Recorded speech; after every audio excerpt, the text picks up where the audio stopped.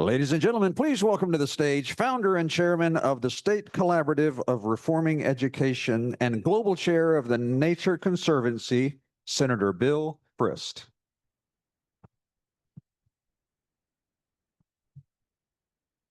All right, what a day. Let's everybody put their seat belts on and let's go do it. Coming on, I do want to welcome everybody. We're thrilled to have each and every one of you here for the next several hours. I love coming in and seeing the conversations that have been underway, and they'll continue. And we'll have a little bit of time to kind of get to know each other at your table and over lunch, but we will keep things moving quite quickly. We're here today to talk about something that we haven't really been in the room together. And that's kind of the cool thing about what we're doing, because we're intersecting two spheres that are, as you can tell, real passions of mine. And that is students here, where many of us spend time, and the environment here, where we all spend time, but then we bring them together in that intersection where we don't spend disciplined time and don't give it order to the degree that it deserves. Now, I can say that pretty easily because that's in my mind, and that's sort of what circles when we were envisioning this conference, but now we need to make it real. The intersection of these two topics is really centered around a basic question, and that is, what is the optimal learning environment for students? Question mark. That's it. It's a question a lot of people we don't ask, or if we ask it, we kind of move to the next issue. But as we consider these aspects, we have to acknowledge this really is pioneering work. It's new work. Other people will look at the product that we have from today, and the product will be here, and it'll be here, and we'll help package things over the following months to make sure that other people have that. Students need a safe environment. It's fundamental. They need a secure environment. It's vital, it's critical, it's fundamental to fostering learning. They need a stable, dependable environment. Predictable settings help students thrive. They need a healthy environment. Place matters. Just as we're intentional about creating healthy homes and healthy neighborhoods and healthy communities in which we raise our kids, we need to remember that our kids are spending 1,000 hours in this environment, and that environment is one that we must pay attention to. Our students today are reporting increased fear and anxiety around their futures when it comes to all sorts of things. And we know it, we live with it every day. Those of us, I have 9 grandchildren, and many of you have children and some grandchildren. When it comes to things like AI or advancing technology, the anxiety is there. The unstable job market that they hear about, that they read about, that becomes a reality to many people, young people today. The changing environment, the anxiety that's been studied, that's written about, that we've been reading about, all of a sudden we see our own children are talking about that, our own grandchildren, an anxiety that's misunderstood, and the political climate makes it even more confusing to people, what is actually being done. So we really do owe it to them, to our students, to invest our time, our energy in this world where we can support their health as well as their success in the classroom and beyond. So today it's really on behalf of those students who are relying on us to guide them toward the opportunity in this challenge that we will do several things. We're going to deepen our own understanding by listening carefully to the panels and to their interaction, by highlighting the leaders and the organizations that are driving the research and are driving the policy and the advocacy and the practices. And we've brought them here to be with you, to interact with you, so that we don't lose sight of this issue for our students, coming back to our students. And lastly, to look for ways to cross-collaborate. All of us know in this day and time, it's a team approach. It's this cross-fertilization of ideas that really the best action emanates from. Getting out of our own silos, which in the old days we used to be so comfortable with, and you could be, but that's not where the answers are. It's not where the imagination is. It's not where the action items are. Now, before I share a bit about some of the research that really supports, it undergirds our discussion today. I do want to thank SCORE for hosting us. SCORE's mission is to catalyze change in this state's education so that all students can find success. Catalyze is a key word, and the success a key word. But it takes partners to do that. And alongside our partners, many of whom are in the room today, SCORE is working on the policies and the practices and the data and the research that is informing these focus areas. And they're really just four: great teaching and leadership, innovative, and keyword, but the innovative school models and approaches, 3, education to career pathways, 4, supportive ecosystem around all of this. And the ecosystem is what we'll focus on today. SCORE is moving the needle on things like foundational literacy approaches, the way we fund schools, how we're measuring academic progress, the ways we evaluate and support teachers, and how we're supporting students on their journey from K through 12 education to a post-secondary degree or credential of impact. And by that impact, I mean one that leads to a career that supports a life of economic independence. Today's discussion takes us beyond SCORE's core priorities, and that is why we started this whole connecting the dots that you see on all of our marketing out there. What does that mean? It really is connecting the dots. We want to elevate topics that are right outside of those core priorities of SCORE that are increasingly having an impact on what's at the core, and that is student and student success. So yes, not our core priorities. And in the past, last year, our first connecting the dots was on K through 12 education and mental health. Very similarly, and some of you were here for that. So at SCORE, we always take a holistic or a multifaceted approach to advancing education and advancing student success. It was 15 years ago that we started SCORE because it became evident that education was one of the most important determinants in long-term health. As all of you know, I'm a doctor, and I see everything through health and well-being. And not just surgery, health and well-being, but health and well-being and fulfillment and progress, and what gives people almost an internal charisma, that kind of well-being. As a doctor, I'd spent most of my life, not in Washington, most of my life in a hospital, operating all day and many nights on individuals to give them a new heart or a new lung, or fixing a bad heart or fixing a bad lung. But it turns out that studies show that individuals with a college degree do live 5 to 10 years longer than those without a high school diploma. It didn't take surgery. It didn't take my scalpel to figure that out or to make a difference. It just takes a quality education, maximizing the opportunity for a quality education. Now you begin to see where the ecosystem in which we learn is so important. In our state, there were tens of thousands of kids who weren't receiving a quality education. This 15 years ago, they weren't prepared for college or a career because our state's K through 12 education funding by all national standards were an F. We started SCORE 15 years later. Tennessee schools are no longer receiving an F overall. In fact, thanks to a sustained commitment to policies and practices that strengthen foundational efforts, students are achieving at rates we have never before seen in this state. A long way to go still, but we are advancing and accomplishing success in K through 12 education at a rate that we've not seen ever before. We've recovered learning loss from the pandemic and then some, and the trajectory continues to look strong.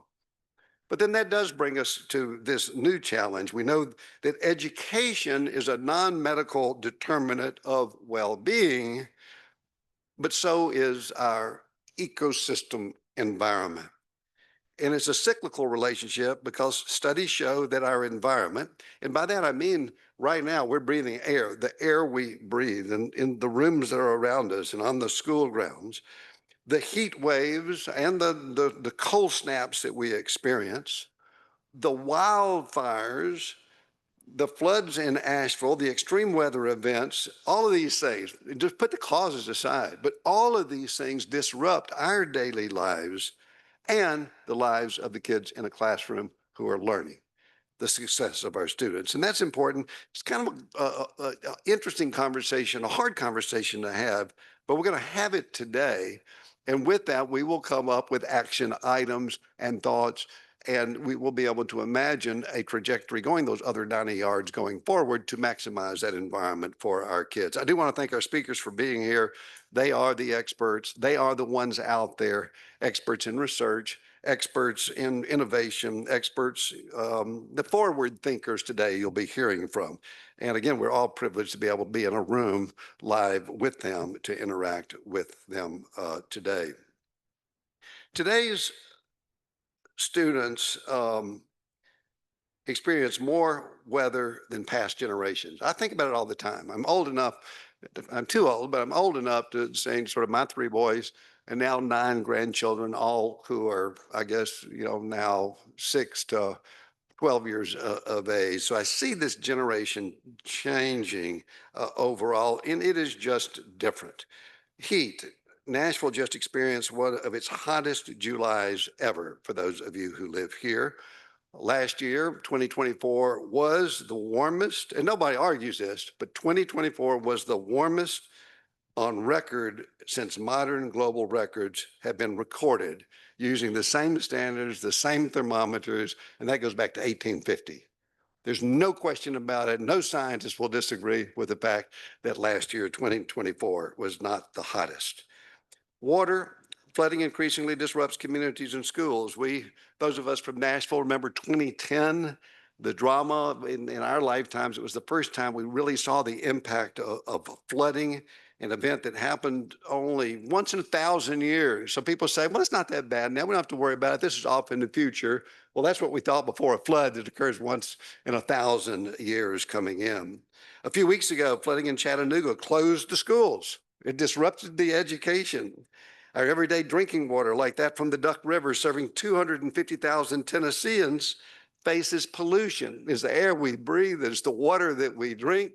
And the Duck River, 250,000 people right now, the pollution there is kind of beginning to be addressed, but not fully yet. Tornadoes and hurricanes, the unstable weather patterns, and again, don't have to argue the cause or not, but the fact is, Tennessee now averages 31 tornadoes a year, up over the last decade. Decades before, the highest was 19, using the same parameters by the same scientists exactly. So you can say you don't believe it, which some would, but still a tornado is coming through. It's going to disrupt the school. It's going to disrupt people getting to school, closing the schools, and the like. Obviously, Hurricane Helene all of a sudden brought it home a little bit because we're seeing these hurricanes that are no longer having impact just on the coast themselves. Fires, again, that is sort of thinking of examples that are real for people here in Tennessee. 2016, the Great Smoky Mountain wildfires were the deadliest wildfires in Tennessee history, period. Burning 17,000 acres, displacing students in 2 schools, as well as claiming the lives of students. I think 2 young students died in those. And all of us see the wildfires and that are occurring around the country. And I think the impact that you have on students of even these local conditions is obvious. So it's a lot, but we have to think about them. It's a lot to even think about coming in, but we really have to know the impact. As climate-related challenges and extreme weather events grow in frequency and intensity, schools increasingly bear the brunt. A child spends, as I mentioned, somewhere around 1,000 hours a year in buildings. So they're fundamentally impacted in the air that's in that building and the heats around it and how well it's air conditioned, how clean is the air itself. Administrators feel the pressure. They are squeezed today in terms of finances. They have the operational burdens that they have to contend with. And we need to make sure that in that thinking about these, that the environment is among them.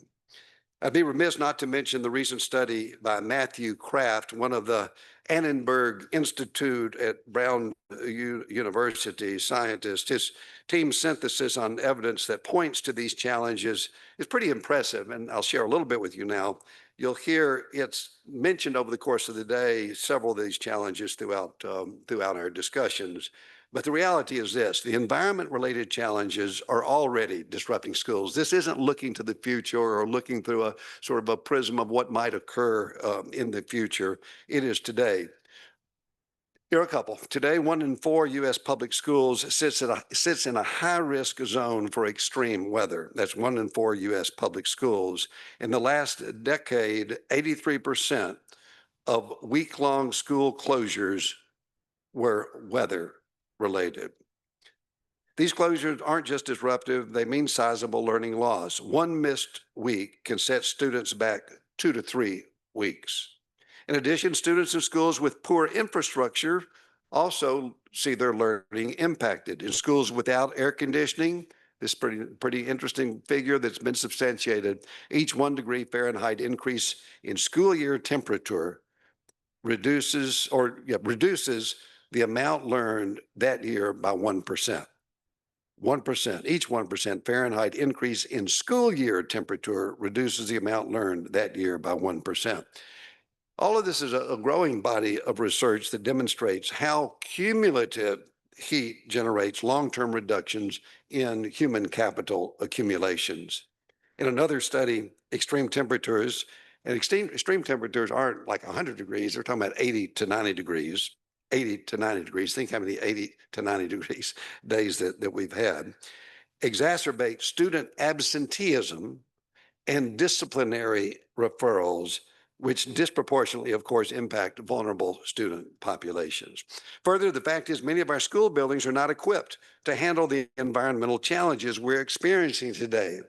The GAO, the General Accountability Office, estimated that 41% of school districts lacked adequate ventilation, heating, and cooling. If you look that up, that's about 36,000 schools, according to the GAO, lack adequate ventilation, heating, and cooling. It's affecting us in Tennessee. On the first day of 2024 school year, Memphis Shelby County Schools had to dismiss, this is just the other day, 12 schools early due to high temperatures and HVAC systems failing, malfunctioning. Problems continue to persist. Just the other week, one of Shelby County's middle schools had to crowd all of its students and staff into the gym while the building engineer worked on the school's broken chiller in the midst of a heat wave, creating a chaotic environment in kids' first few days back to school.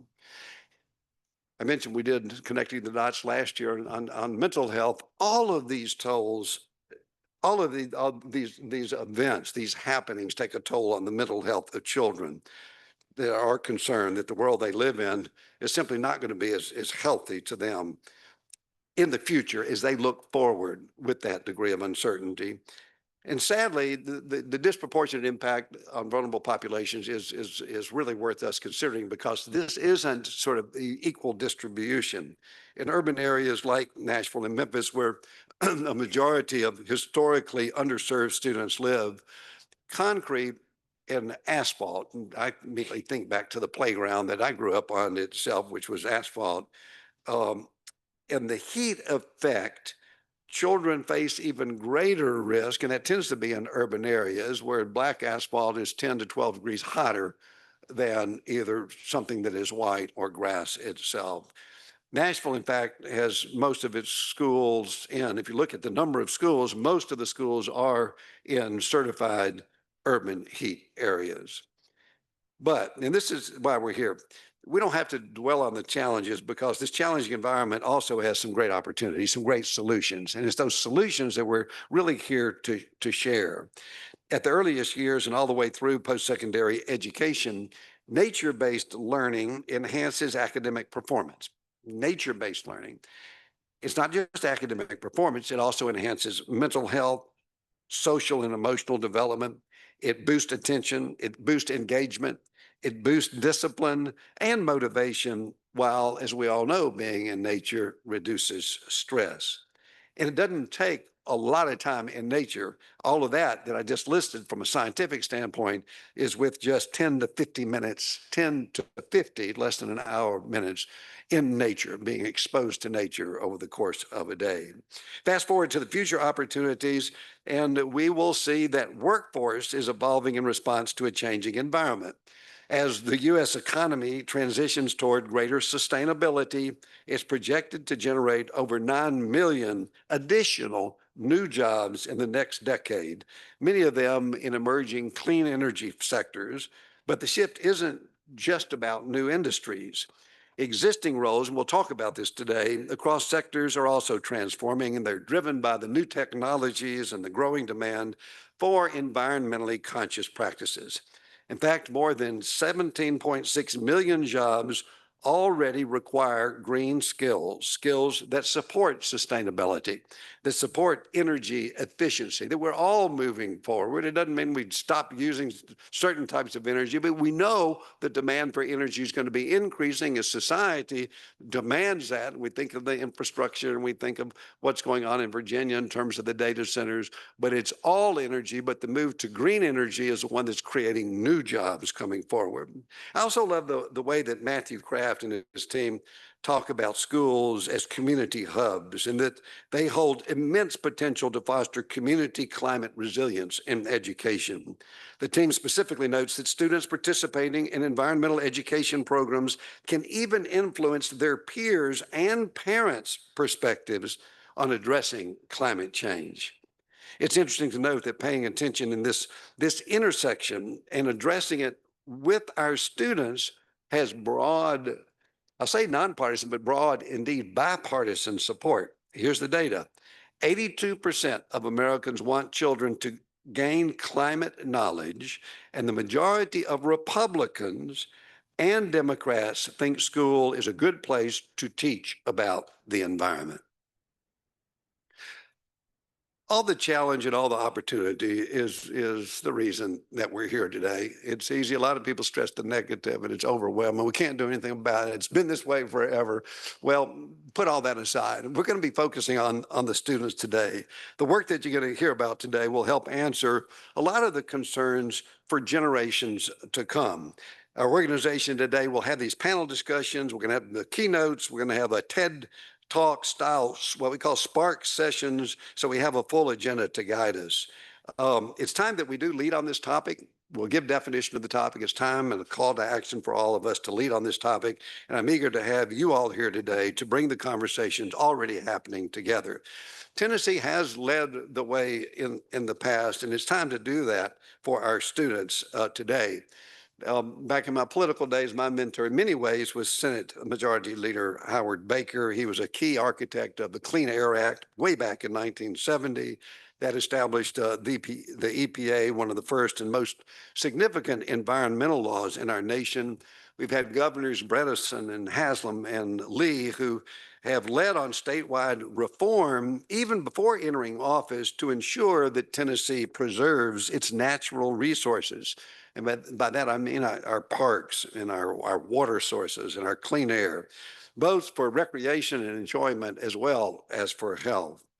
And my good friend, Senator Lamar Alexander, and former U.S. Secretary of Education and President of the University of Tennessee and all, he co-authored the Great American Outdoor Act in 2020, just 5 years ago, which is the largest federal investment ever in our national parks since the Eisenhower administration.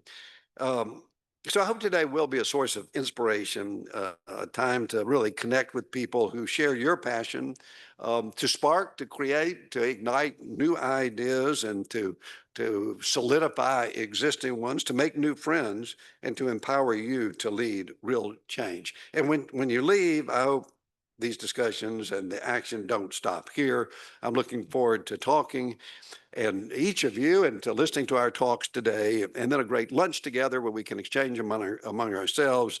And we'll be back to share a few reflections of my own before we leave. So let's, I'm sorry I talked so long, but that sort of is the foundation for today, at least as I envision and working with all of you and putting together today's agenda. So let's begin with connecting the dots with our first panel. Let me introduce them as they come forward. And please welcome to the stage to join me for our first conversation of the day, one that will really help us hone in on the impact of the environment on student success. Jonathan Klein, co-founder and CEO of Undaunted K-12, is a longtime public education leader whose current organization helps K through 12 schools modernize and strengthen facilities to engage students and prepare for a more sustainable future through practical, locally driven solutions. Taj Eldridge, Managing Director at Jobs for the Future's Climate Innovation Incubation Lab, and CREST, which is JFF's Climate Resilient Employees for a Sustainable Tomorrow initiative, brings deep experience in entrepreneurship and investment to lead efforts that prepare workers and communities for emerging job opportunities tied to environmental shifts and economic resilience. Ximena Marquez. Ximena is Associate Director of Education and Outreach at the Nature Conservancy, leads global youth engagement through the Nature Lab, helping connect students and educators to science-based resources that foster a deeper understanding of the natural world and its role in healthy communities. Round of applause for them as I sit down.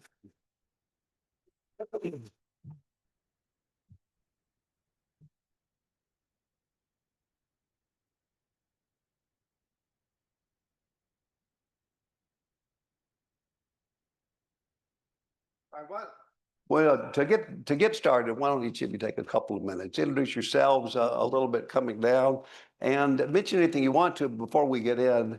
I introduced each of you with sort of the formal credentials, but let's hear a couple of minutes from each of you. Great. Well, good morning, everyone. I'm Jonathan, as Senator Frist said, and thank you for the introduction and the opportunity to be here. I'm really delighted to have the opportunity to learn about Tennessee and how we might contribute. I come to this as a parent and an educator. My first job was as teaching fifth grade. I've worked as a district leader. I've worked as an advocate, nonprofit executive director. And I also come here with a lot of humility. I'm about 4 years into exploring this intersection myself after kind of a life spent in education. I like to hike.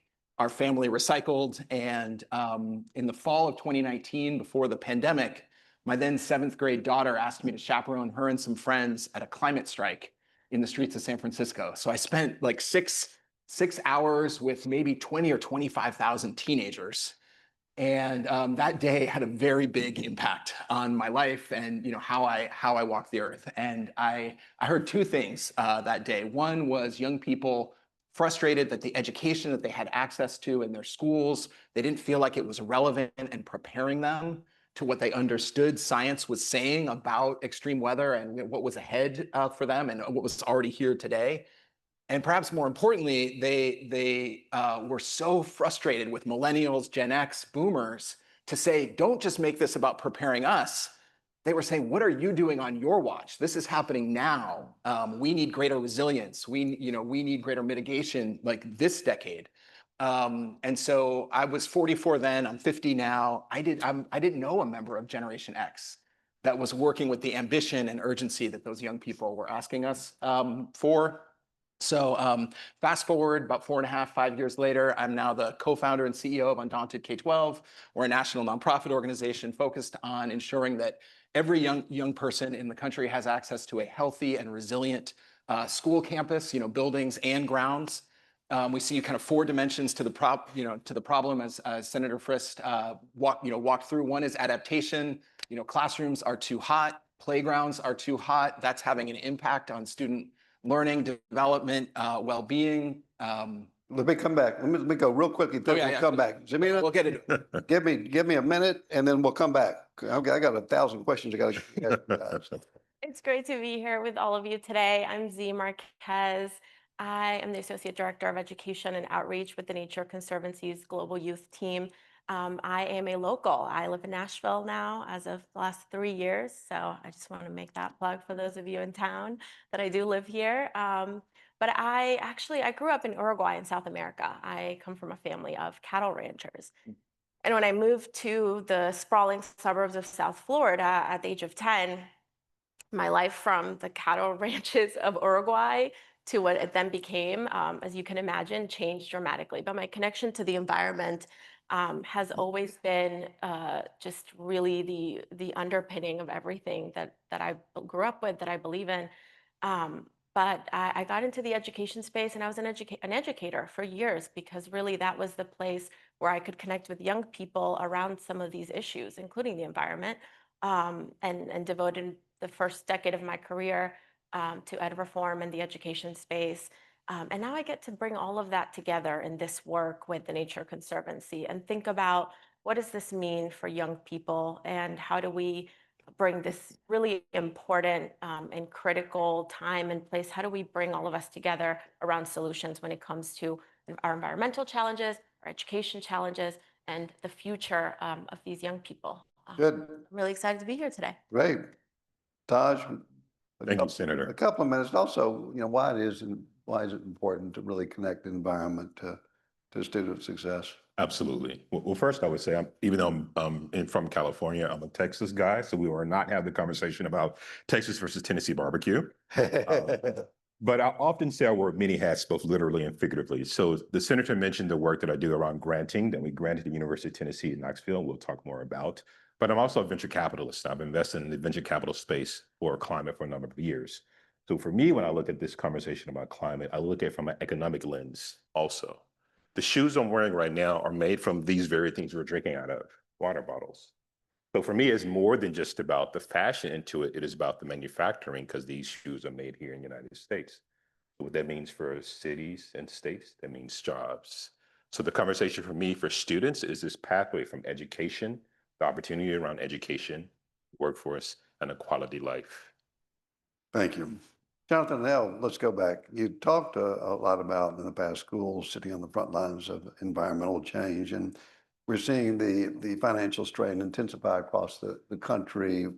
The number of billion-dollar disasters have just surged from 3% in the early 1980s to 23 annually in the 2020s, a 600% increase. And given all these pressures, to share a little bit more about how extreme weather is affecting school systems and the students they serve, and what makes them particularly vulnerable. Yeah, I was thinking as you were giving your remarks about the hottest July on record, maybe for the second year in a row or something like that here in Nashville. And I think that part of our challenge today is to try to keep perspective that for our kids, this summer could have been one of the coolest summers of their lifetime, and kind of flipping our mindset around it.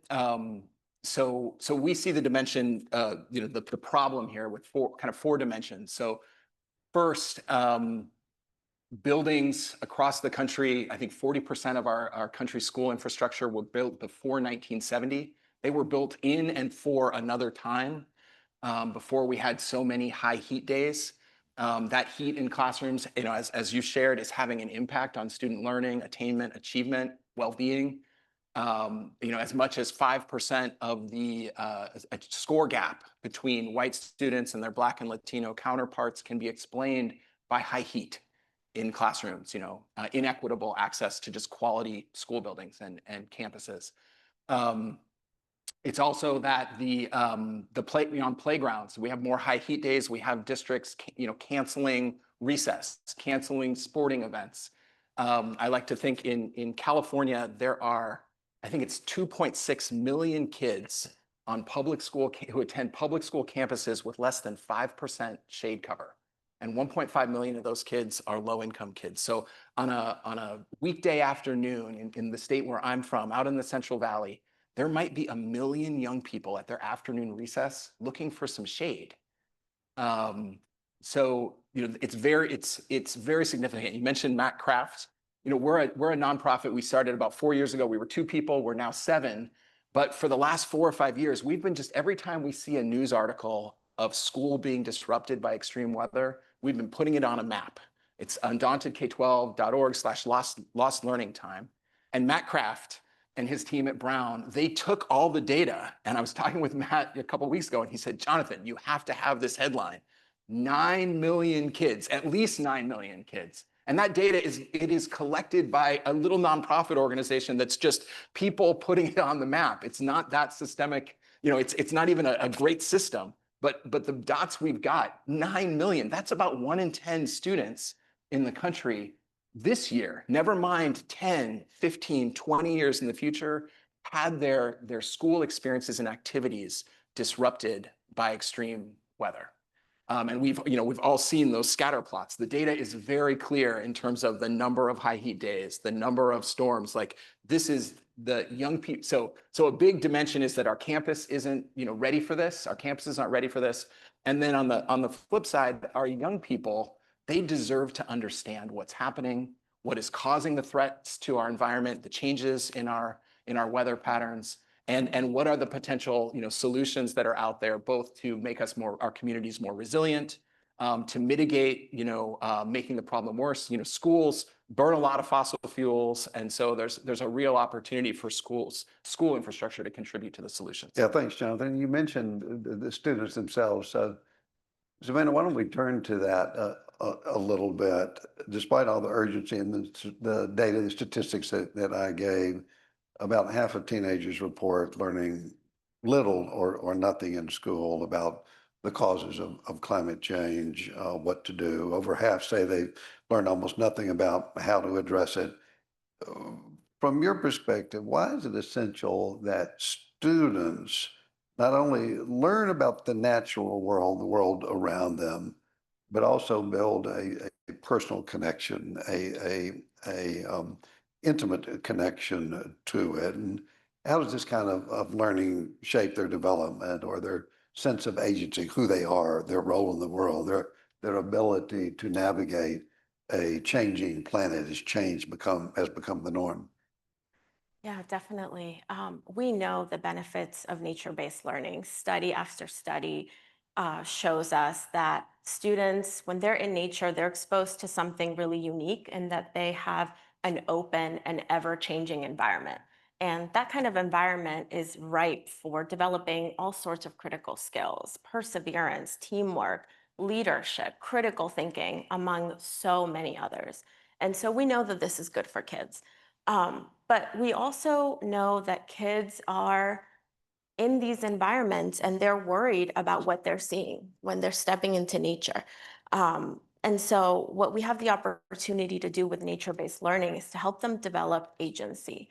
We, in our work, reference over 50 studies that tell us that spending time in nature as kids is one of the largest determinants of pro-environmental behaviors and stewardship later in the future. And so it's important that we really take that head on, because young people now are growing up in unprecedented times. They are stepping into a world where they're having wildfires and poor air quality cancel their extracurricular activities. They're having extreme weather events impact their infrastructure, their communities, and damage their spaces. And so we need to prepare them to lead in the face of that world.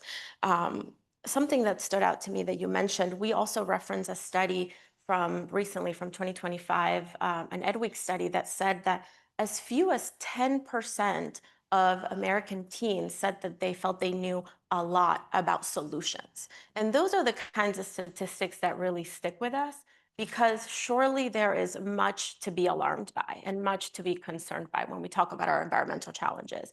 But there is also so much to be inspired by. And at the Nature Conservancy, we really sit at that intersection, that critical intersection of our greatest environmental challenges, but also the most innovative and impactful solutions that are out there. And so when we think about our work, we're really thinking about how can we impart hope? How can we make sure that young people understand that, yes, we have big challenges ahead, but also they can be part of the solutions. They can have careers in developing the solutions that are going to change the world. And that's really where we come into that work, so inspired and really led by hope. Yeah, Ximena, thank you. And thanks for taking us, because my vision of what SCORE does, it starts sort of with student success. Yeah. But the goal is to have a more fulfilling life, a career, a workforce. And you mentioned careers. Taj, your life is very much spent in that relationship of whether it's climate or it's environment and the workforce. Yeah. Take it from there. Yeah, I think when we start thinking about the the intersectionality of student education. For me, I call it the 3 A's and a C: awareness, ability, action, and control. This talks about careers. People get that awareness, the students get that awareness in education in K through 12 in college. They get the awareness of what they want to be, what do they see. The ability and the action comes from workforce and from training opportunities and these opportunities as well to prepare those skills that they've gathered from education. And then the control piece of that is saying, to your point, how do you create a quality life for yourself? By controlling what you're doing and how you're managing that. One of the things I wanted to mention to that point is that you mentioned about CREST program that I lead. It's a $25 million initiative funded by Ares Charitable Foundation, which is part of Ares, the private equity fund. So it shows the need to where it's more than just about public funds going to this space, but also private capital from the industry that I know, alternative investments. And we actually funded University of Tennessee in Knoxville, which is focused on East Tennessee Works. And they're partnering with organizations such as Pellissippi Community College, or an organization called Seed in Knoxville as well. And what I love about those two opportunities is that it shows that students can have pathways from high school to CTE programs. They can go into getting degrees from the community colleges in areas such as environmental engineering, industrial engineering as well, to get into things like EVs, electric vehicles, and not consumer, but if anybody has ordered an Amazon here in Nashville, what delivers it to your house? A car from Rivian that is US based here in the US. So for me, when I think about climate, I think about it as how do we utilize our resources effectively, number one. And number two, when I think about climate, I think about energy independence for Americans. I think about onshore manufacturing. And most importantly, I think about jobs. And that all ties in again to student success for a life beyond education. Let's move. Let's take, this is unbelievable. I love the discussion. The challenges are there. We kind of connected some dots in the challenge arena.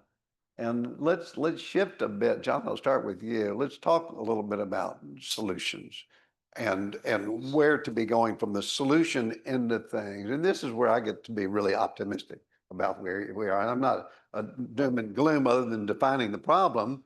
And that's not really doom and gloom, it's just reality. Yeah. But let's talk about solutions. Jonathan, why don't you get us kicked off? Sure. Yeah, so I came home from that climate strike and I started asking, superintendents and other, education leaders in my, in my community. So how are you thinking about the weather and climate change? How's it impacting your priorities? And I heard a lot of like, wow, I haven't really thought about that, or I should probably doing more, or that's a good question. And that got me thinking, like, ultimately, like our core business is about preparing kids for the future and like preparing kids for life. And so if that future is going to be, impacted by increasing weather, this is our work too. And we've got to be on this team. So relative to solutions, I think that, well, I'll tell the story of Sharon Danks. Sharon leads an organization called Green Schoolyards America. She's a national leader on helping kids get outside, helping green school playgrounds and campuses. And Sharon is, she's a landscape architect. She can help you design an amazing school campus, but it turns out that's expensive. So where Sharon has gotten today in terms of like solution, like the most fair solution she can get to, she is on a mission to get campuses across the country to plant trees and have at least 30% of the campuses where kids play shaded by trees. And that is the most cost-effective way that we can help, address this issue, right away and make a difference for kids. So that's one thing that comes to mind. And it's like taking like her perfect aspirational schoolyard and just saying, how do I help the most kids? Because this is not just a values-driven thing. This is an emergent moment, right? Where it's like for those kids in the Central Valley in California, those kids in Memphis where the HVAC systems aren't working, this isn't like a thing that we get to think about. We need solutions to move like today. And Jonathan's book, he highlights this a whole part of it on how schools and school systems can respond to these growing challenges with examples to these extreme weather events. And I love it. I love your descriptions coming. And Ximena, take us a little bit into the access issue. We've touched upon it. And when we think of nonprofit organizations and what they can do to expand access to these learning opportunities, and I tend to gravitate to communities where students may have fewer connections already to the natural environment. I'm not looking out here and I'm seeing nothing but trees behind here, but that's not what most people see when they're in a room and in a conference themselves. Yeah, absolutely. Just like we know nature-based learning is good for kids, we know that outdoor learning, nature-based learning is also, it closes opportunity gaps. This type of learning is experiential, it's engaging, and it's deeply rooted in the student's local environment. And all of that leads to agency. I'm gonna take us a little bit back and talk a little bit about the Nature Conservancy. So at the Nature Conservancy, we are working to conserve the lands and waters on which all life depends. And we've set some really ambitious goals to that end. We're working to conserve, among other goals, we're working to conserve 10 billion acres of ocean. We are working to conserve 16 billion acres of land and impact the lives of 45 million people whose lives are impacted by the well-being of nature. We simply cannot leave diverse youth voices out of that conversation. Young people are concerned about the environment. We know study after study they share that climate is top of mind. But we also know that a lot of times diverse voices are left out of that conversation. Less than 1% of all climate justice funding goes to youth-led organizations. And so, when we think about all of that, we have to really reevaluate how it is that we're ensuring that there is access to equitable opportunities. And so what I want to share there too is that we as nonprofits and really all organizations, we have a role to play there. We have to ask ourselves at the Nature Conservancy, what is our role? We are first and foremost a conservation organization. We are not a youth education organization. So we had to really ask ourselves, how do we work to expand access to outdoor learning and nature-based learning when we know how critical it is and the way that it can close opportunity gaps? And I challenge all of us here today to ask ourselves that question, but we had to really dig deep and ask ourselves that question. And what we came up with is we have some things we can leverage. We can leverage our expertise. We have over 1,000 scientists on staff. We've been doing this work since 1951. We have trusted science-backed information. And we've used that to develop Nature Lab. It's our K-12 platform. It is completely free. There are no barriers to access, and it allows kindergarteners through high school, their caretakers, their educators, to have access to environmental education materials. It's completely free and it's completely accessible for all of you, and definitely share about it because we love it and it's really good. But we also can leverage our lands. We at the Nature Conservancy have conserved over 125 million acres of land. And within those, we have over 200 on-the-ground youth programs so that young people and their caretakers can connect directly with nature on our lands. And finally, and this is the one that I get most excited about, we leverage our partnerships. And that is where all of us in the room here today can really come together. That's what we're doing here today. We're going to be able to walk away and solidify more partnerships. But we have been thinking a lot about how young people can access environmental education. And yes, you'll find us in the traditional spaces where teachers are going to find their materials, PBS learning media, subject to climate, which is incredible, and you'll hear more about later today.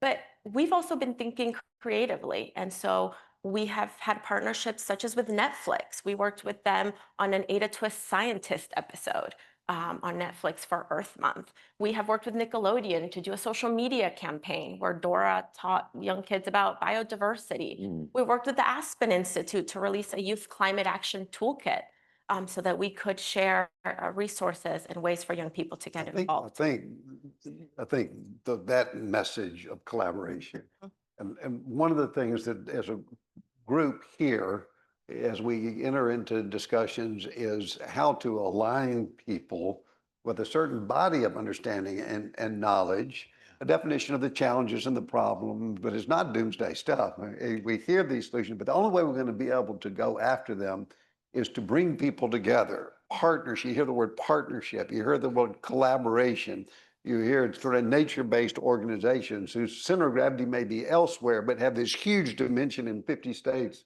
and in 77 countries that come back and directly or indirectly touch. So how we align people, the nonprofit sector with the private sector together. Naj, let's take that a little bit with collaboration. A couple of things I wrote down. Research shows that 37% of U.S. teachers feel they have the knowledge to teach sustainability-related topics, 37%. American students lag behind international peers in environmental science. No question, those of us who go to, we're in the TNC, Nature Conservancy, we're in 77 countries, so I'm listening to people talk it all the time in education. However, 29 states, including Tennessee, now do offer career and technical education aligned with clean economy jobs, signaling a positive step. Tennessee has taken some important steps to strengthen these pathways to careers to enable economic independence for students. Talk to us a little bit about how you see it from your perspective as we look at workforce career development through collaboration. Absolutely. I think this even setting is about collaboration, right? You know, when you talk about private equity, most people don't equate private equity with creating jobs or workforce, right? When we hear these companies, we think about them reducing jobs. But I think some changes are happening because we're realizing that the power of collaboration is what we need. And so I think that one of the things we've seen is that when we provide this grant that we provided to Tennessee, University of Tennessee, we did it to 6 other regions. An example that's really interesting, and Jonathan and I talked about it, is we provided grant funding to Colorado. And they have something called the Certificate of Climate Literacy. What that does for their high school students, it allows them to understand the impact of climate, but not only the impact, but what we begin this conversation about are the solutions. Literally, Jobs for the Future, jff.org, where I started the climate practice there, we literally talk about what are the jobs of the future. But we understand that in order for us to get there, we have to have these collaborative partners that are not just in education, that are in the private sector, which is why I began the conversation by saying that private funding really partnered here. And then to bring it back to Tennessee, and specifically for Eastern Tennessee, the communities that they're focusing on there is what we kind of call geographic diversity. Rural Appalachia, where we have the opportunities to create these jobs in the areas, and marginalized communities in Knoxville. One of the other large local organizations I want to point out is an organization called SEED, SEEED in Knoxville, that's a partner with University of Tennessee in Knoxville, in addition to Pellissippi. And they're focusing on green construction. Going back to the idea of the why with these partnerships is that green construction with homes is not just about doing good or doing green, but it's about economic sense. I'm not a doctor in health, I'm a doctor in economics. So You look like a good doctor. well, good doctor in economics and medicinal science. But to me, it points back when we're having these conversations about climate, we have to also realize it's about economics. And so when you're talking about resiliency in homes, Hurricane Helene is a perfect example of what happened. There are technologies and job opportunities that can be created locally in partnership to create jobs and prepare for the next thing that's going to happen here as well.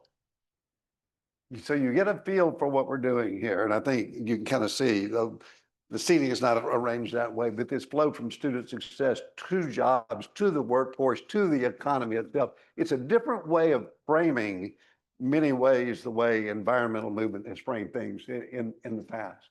It really is centered around why is the environment important. It's that linkage from an organization like the Nature Conservancy that does streams and clean waters and land and forests all around the world to student success.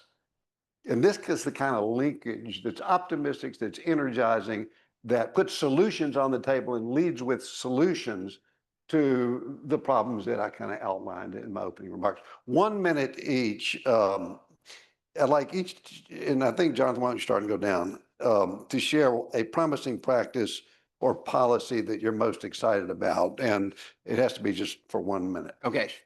Lightning round. I'm real excited about the Seal of Climate Literacy in Colorado. Would love to talk to folks about like that and what that could mean for here. And the federal government right now for the next 10 years has a tax, this is very wonky, has a tax credit to modernize school HVAC systems with ground source heat pumps and geothermal systems. So as the heat goes up, as educators need to solve for heat in classrooms or make sure we can maintain healthy indoor air quality in the midst of wildfire smoke, you can get 30 to 50% off the cost of your new HVAC system. It's non-competitive and it's uncapped. So every Tennessee state or local dollar that gets invested in school HVAC over the next 10 years. If you choose this technology, it won't be right for every site, but for the sites that use it, the dollars will go farther because this tax credit exists. So I'm really excited. How many people knew about that tax credit?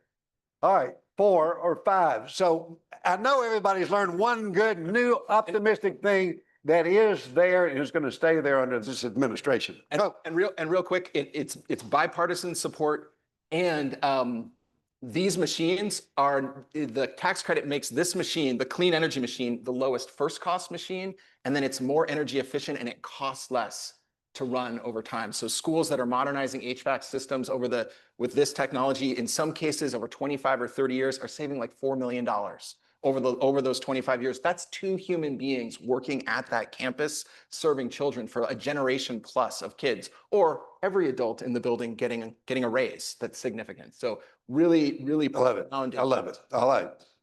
I'm really, yeah, Ximena. I'm ready. I'm really excited by some of the promise with some technology. And I know nature and technology sometimes can feel at odds, but I'm really excited by things like our externship program. This is a global program open to young people. It is remote, it is paid, and it is open to kiddos globally. And so I'm really excited because it's highly scalable. We are only limited by the funding that we're able to run more cohorts. And I'm excited by how much demand there's been. We had 12,000 applications for only 100 spots in our most recent round. It's run by the Nature Conservancy in partnership with National Geographic Society. Young people partake in a leadership program. They get to learn from experts, have expert mentors. But the part that's even cooler is that we offer them seed funding to actually test out the environmental solutions that they come up with. So we've dispersed over $300,000 in seed funding to actually have these solutions implemented by these young leaders. I'm really excited by the promise of that. I love it. Taj. Like Jonathan, I'm going to leave you with some numbers. I'm an economist. So 117 million, that's what was funded to your state from this SSBCI funding from the Department of Treasury that spent out the door. Small State Business Credit Initiative. It went to an organization called Fund Tennessee, which is focused on investing in communities and businesses in this state. A part of that is with CDFIs focusing on Lend Tennessee. And so what it means for educators in this room, what it means is that they're navigating pathways for your students about jobs that are there. Then you have organizations that have been funded by Fund Tennessee in order to create those job opportunities and pathways. So again, connecting the idea of student success equals life success. And then lastly, and I'm wearing a pin for the SNOA Center for me because the solutions are local. We have to think about that from a standpoint of not from a federal standpoint, but from a local standpoint. And I think that's where the strength is at. You know, I love, Taj, thanks for ending on that because, you know, I'm right now chairing the Nature Conservancy and so travel a lot around the country, around the world in rooms like this. And you know, people, there's some paralysis going on today because of all the disruption in the news and the media, and you know, you just can't open up, you know, your stream for the day without saying, "Good gosh, where are we?" But locally is where we're talking about. Education is local. It's the school. Yeah. It's our kids. It's our grandkids there. And the neat thing about this whole discussion that it is a local discussion with local solutions that do tie into policy, whether it is a tax deduction or a tax credit or a grant that encourages local activity coming in. That's the cool thing about it. Listen, thank you all for your insights, your leadership. The conversation, just a quick conversation like that reminds me so deeply that our environment is not just a backdrop or a stepchild or something that's you know not on the forefront of student success, but it's an integral part of it. It's a driving force, and we've kind of covered it from opportunity to collaboration to the workforce here. So join me in thanking a tremendous panel as we move forward. Thank you guys, appreciate it. Thank you. Great job, guys. Great job.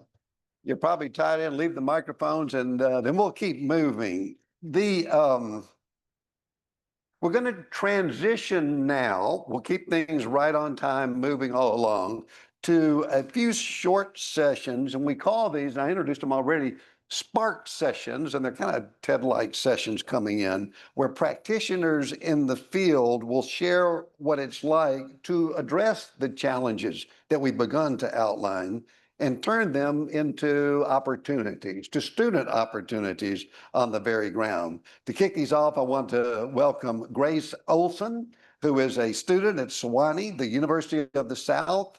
She brings a student perspective to this important topic, and I'm thrilled to welcome her to share a few reflections before kicking off our Spark sessions. Round of applause for Grace. Join us up there on the stage. Thank you.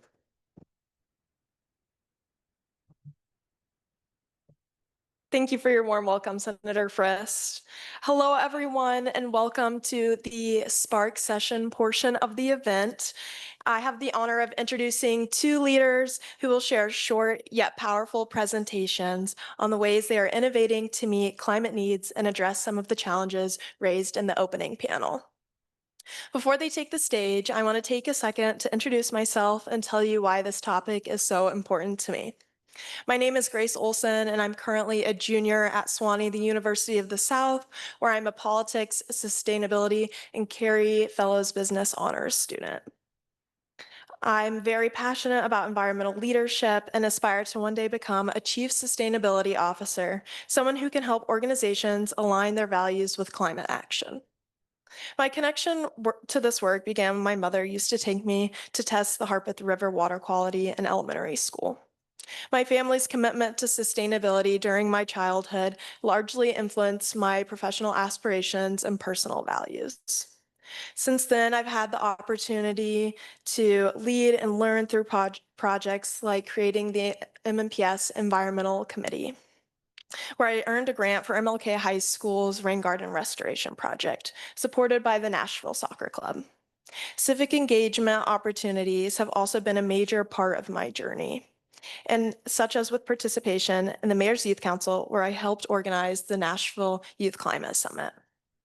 I've also had the chance to work with Cumberland River Compact, a Nashville-based nonprofit dedicated to enhancing the health and enjoyment of the Cumberland River and its tributaries. The compact leads community-driven efforts like stream cleanups, tree plantings, and environmental education programs, all aimed at protecting water quality and fostering stewardship across the region. What drives me most is the power of young people to shape climate solutions and the importance of clear, inclusive communication to bring others along. Whether I'm working on volunteering, calling senators with the Sierra Club, or collaborating with peers to raise awareness, I've seen how local action can ripple outwards. I'm especially grateful to learn from leaders who are modeling bold, innovative approaches to climate work. Leaders like Jay Renfro and David Jaffe. In just a moment, they'll lead Spark sessions that dive deeper into the ways we can help students thrive in an ever-changing environment. We'll start with Jay Renfro, who's the founder and principal of the Tennessee Nature Academy, a public charter school in Nashville that blends rigorous academics with outdoor place-based learning. Jay's work centers on environmental stewardship and student agency, creating a school where young people learn not just in nature, but through it. Please join me in welcoming Jay to the stage.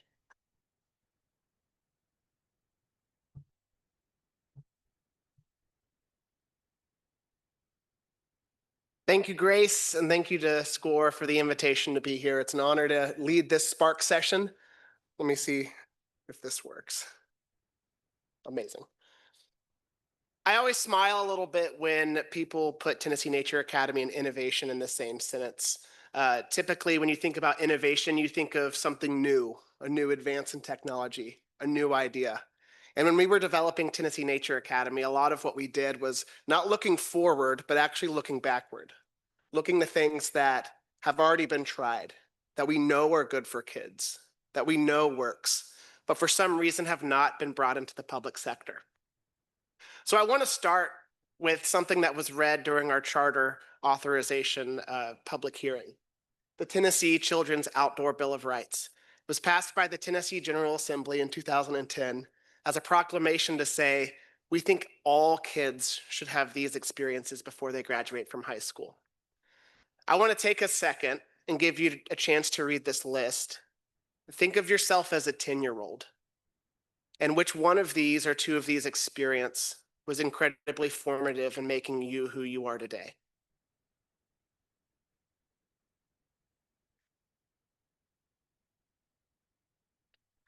Imagine if you never had that opportunity. Imagine if you never had those memories to draw back on or those hobbies that have persisted into adulthood. When I began teaching in 2013 in Nashville, and I, as a young teacher, wanted to bring my personality and my interests into the classroom, I discovered that though I resonated with these activities and had these experiences, they were not shared experiences with my students. In fact, most of my students had never done any of these things.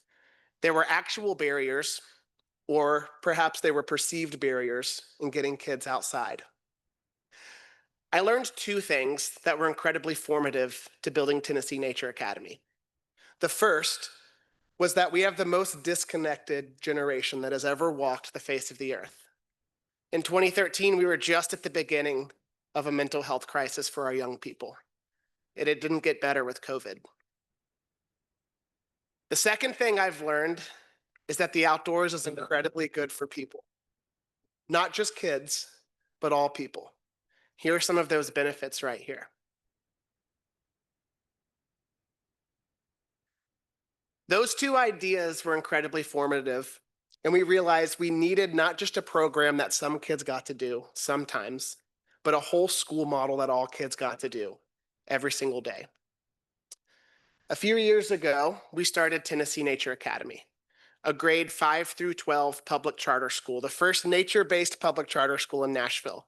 Hopefully not the only one in a few years in Tennessee. Our goal was to focus on the health and happiness of young adults, our students. Our goal was to bring this idea of nature-based learning to the public sector.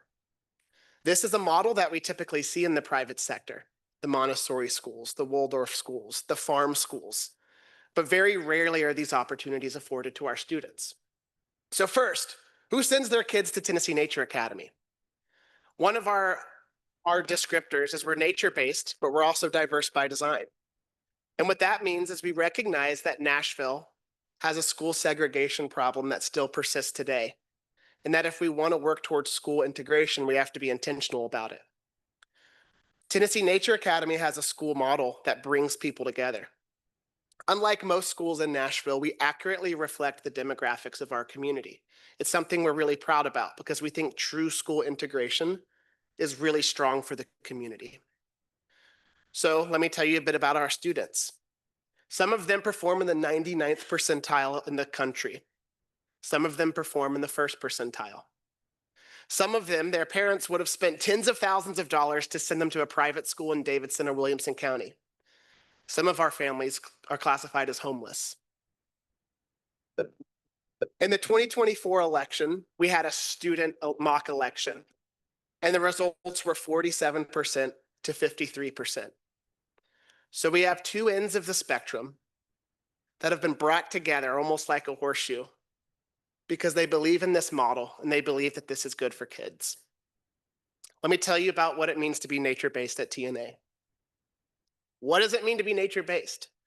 Again, this may not be something innovative or new. The first thing is that we get kids outside, learning about the outdoors and learning in outdoor settings. We've learned that if it's colder than 40 degrees, they don't want to sit still for too long. If it's hotter than 96, they don't want to sit still for too long. But learning outside can be a powerful tool. We have enough indoor classroom space for all kids at all times, and sometimes that's the best way for a kid to learn, sitting in a desk with the teacher explaining a concept or walking them through an idea. But sometimes the best way to learn is going to our rockatorium, or to the Shady Grove, or to the Forest Learning Lab, or to the Chill Hill, as the kids call it. Those are also classroom spaces that we use at TNA. Second thing we do is 1 hour of unstructured, risky play every single day. Every single day. That's one of the kids' favorite parts about the school if you were to ask them. Notice I said risky and not dangerous, but the risky part is important. During this time, kids are climbing trees. They're building forts. They're carrying sticks around. They're always carrying sticks around. I don't know why. Making bows and arrows, jumping across creeks, picking up rocks. These are the things that allow those neurons to fire in between classes. And when I say every day, the only reason we don't go outside is because of thunder. Come visit on a rainy day and kids will bring their rain boots, their umbrellas, their rain jackets, their extra change of clothes, if they've thought through that. Two other unique parts about our schools. We have this thing at the end of the day called a workshop block. Earlier, they were talking about agency and access to jobs. This is an opportunity for middle schoolers who are trying on different identities to try on different skills and hobbies. During this time is when kids get to garden. It's when kids get to use power tools. It's when kids are trusted with knives to cut produce for their friends. They might be learning a play. They might be building a trail. It's an amazing time of day. And lastly, what it means to be nature-based for us is our cycle of core outdoor learning experiences. Think about how most schools have a scope and sequence for ELA. In 5th grade, you read Charlotte's Web. In 6th grade, you read The Outsiders. Well, we have that, but for those experiences that you saw on the very first slide. So in 5th and 6th grade, our students get to sleep under the stars. They get to make s'mores on a campfire. They get to go fishing. They get to put their feet in the creek. Our 7th graders got to go to Fall Creek Falls. We called it the Don't Go Chasing's Waterfalls Tour, which the reference was lost on all of them. Our goal here is to connect them to these hobbies, to connect them to these lifestyles, to connect them to what Tennessee has to offer them. What have we seen as a result? I was talking to one of our staff members yesterday and said, "What's one thing I must share?" She said, "Talk about how happy the kids are." And my wife was that staff member, so I had to share what she shared. But that's the first thing, the first lesson learned. Our kids are happy. Our student retention rate is higher than the state average and the district average. We gave a survey out to our parents and 100% said that their kids were very happy or happy at Tennessee Nature Academy. What's the second thing that we've learned? Academically, there are a lot of opportunities with this model. I'm going to be vulnerable and share some of our academic data from year one. These are the percentages of schools that we outperformed in various subjects in our first year within an 8-mile radius. The immediate things you can see is science, unsurprisingly, and ELA. Math wasn't as high as we thought. One of the characteristics that you need if you're going to bring this model to your community is you need resilience. You need to be able to try something, and you need to be able to pivot, and you need to say, that doesn't work, but we're not going to give up on the whole solution. One thing that we've learned is that the outdoors are a great environment to enhance instruction, but there's absolutely no substitute for good, high-quality teachers providing great instruction and providing intervention for the kids who need it. So we're continuing to make adjustments to our academic program, and we're continuing to see gains. So why do people not bring this to their community? There is a study in England that asks just that. For every great thing you could do with kids, there's almost a reason why you shouldn't do it. But what they actually found is that the biggest deterrent to getting kids outside is putting the word fear of in front of all of these things. It's not so much the liability, it's the fear of the liability. It's not so much the stranger danger, it's the fear of the stranger danger. It's not so much the lost instructional time, it's the fear of loss of instructional time. So as leaders in this space, the first thing we need to do is encourage our educators and give them the permissionless environment to take those risks with kids.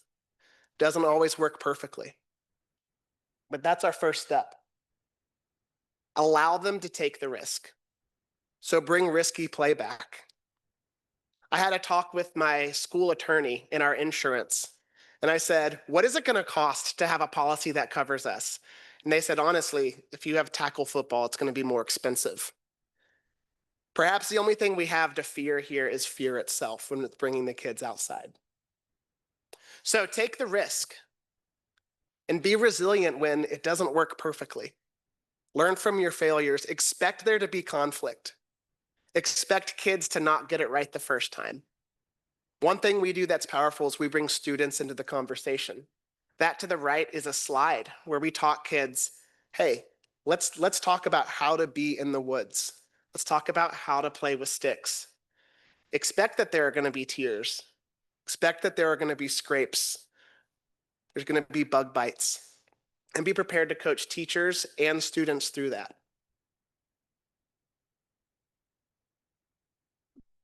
The last mindset that's important to bringing this to more schools is perhaps one of the mindsets that we're trying to instill in kids.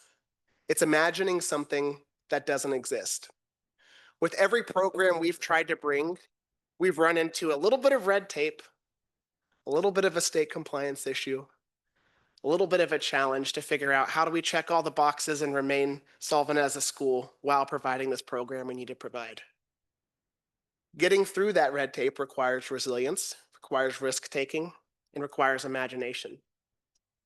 We're looking forward to adding our 9th grade next year.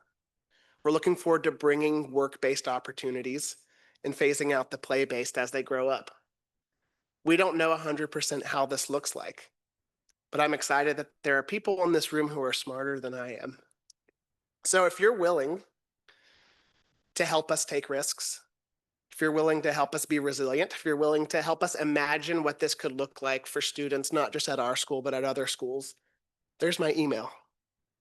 I'd love to connect and hear your expertise, hear how we can bring these green jobs to the high school environment. I hope this has brought you some good news. As when we talk about climate and we talk about teen mental health, it's often a very sad subject, a very dark subject.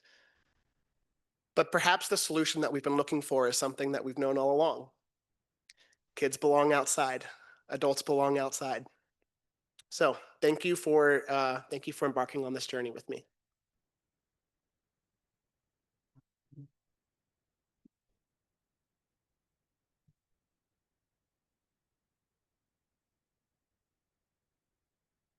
Thank you, Jay.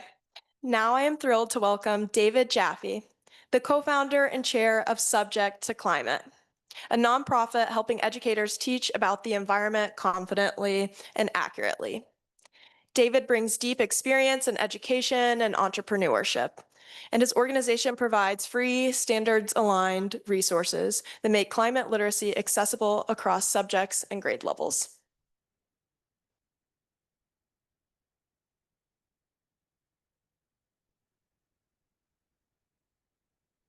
Thank you all and for being here. And just before I get started, I want to introduce Margaret Wang, who is my co-founder and our executive director. Thank you for joining me.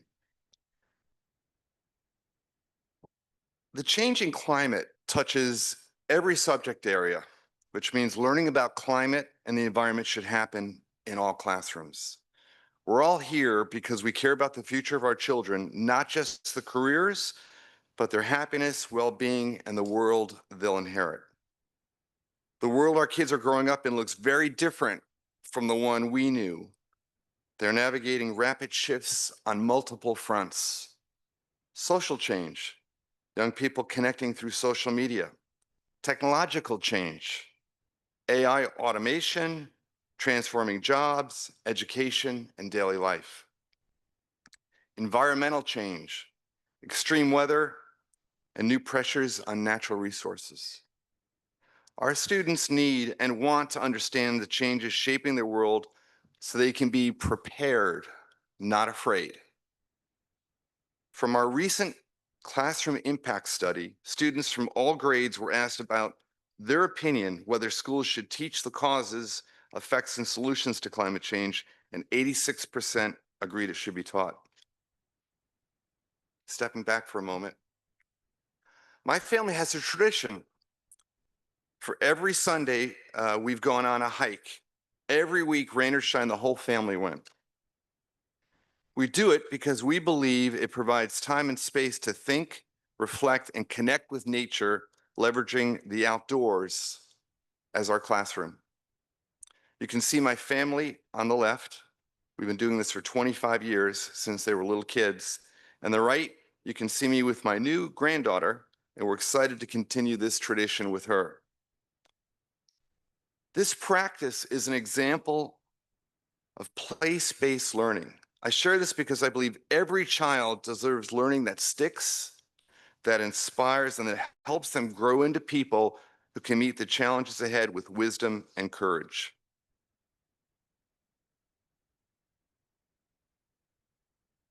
Who does this fall on? Teachers. So what obstacles do teachers across the country face when teaching about environmental change?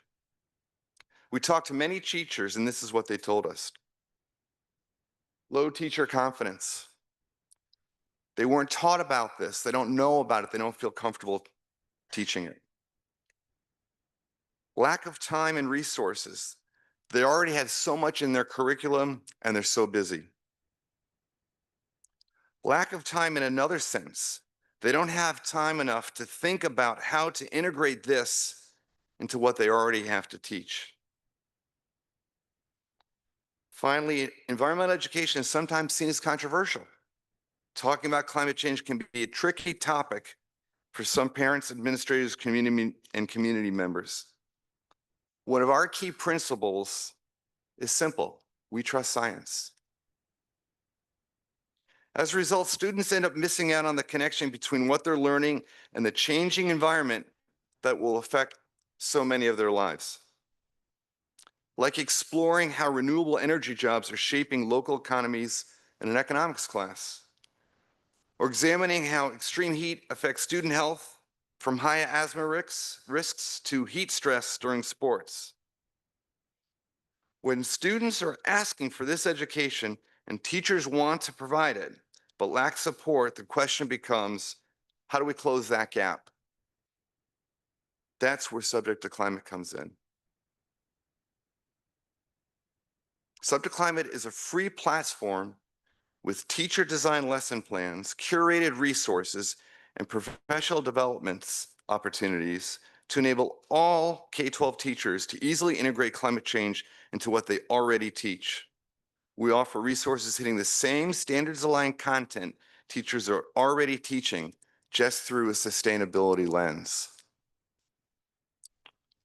Our mission is to empower all educators to easily and effectively teach about climate change, justice, and action. Our vision is a future where every child learns about climate change and becomes a steward of our planet.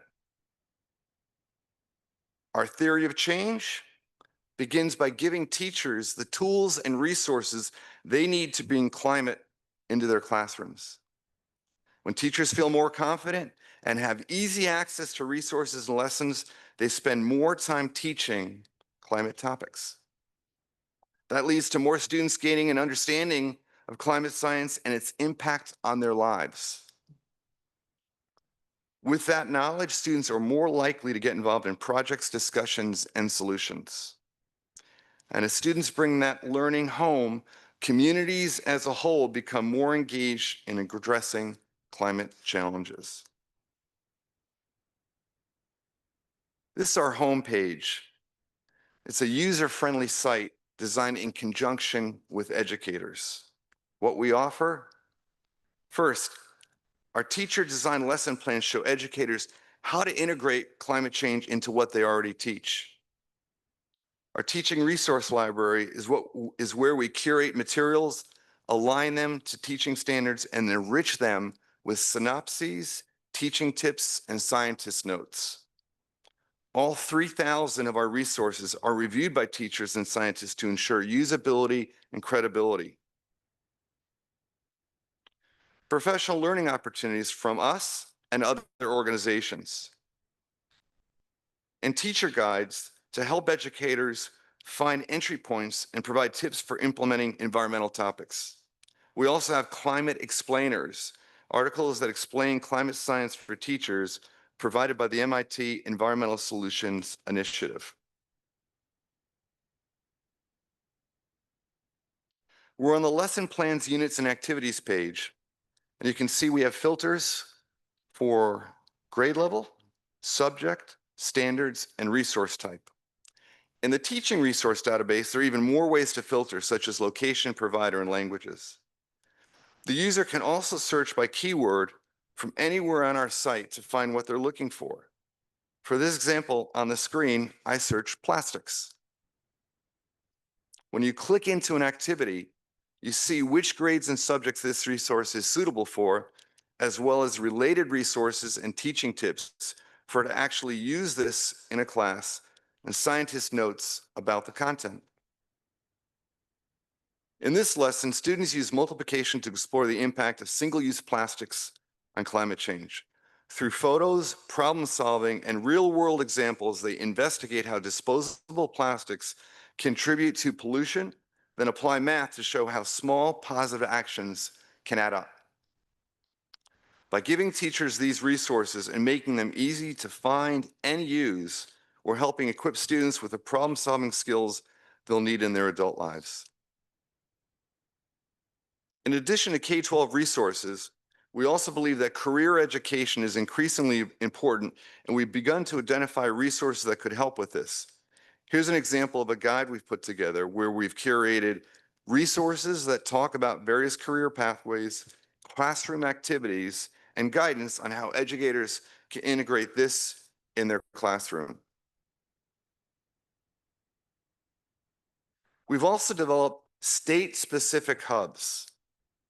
We work with multiple education stakeholders in a state to adapt our core platform to their local needs, providing them with a customized URL and landing page, all the resources in our core platform aligned with their state teaching standards, exemplar state-centric lesson plans created by educators within the state, and additional state-centric teaching resources and professional learning opportunities.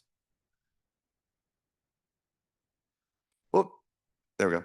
Our backend architecture allows us to scale by leveraging our core platform to create a customizable version for each state. To date, we've launched 9 of these: New Jersey, Maine, Oregon, Wisconsin, Connecticut, New York, Michigan, Illinois, and California. Tennessee could be next. This graph shows the number of users over the past 4 years. We launched in 2021, and we've grown to 475,000 users in the past school year. Summary, our vision at STC is a future where every child learns about the environment and becomes a steward of our planet. We hope that our platform will be one of the drivers of this effort. Please use this QR code to sign up for our newsletter, and please don't hesitate to reach out with me if I can answer more questions or if you'd like to partner with us. Thank you very much for your time.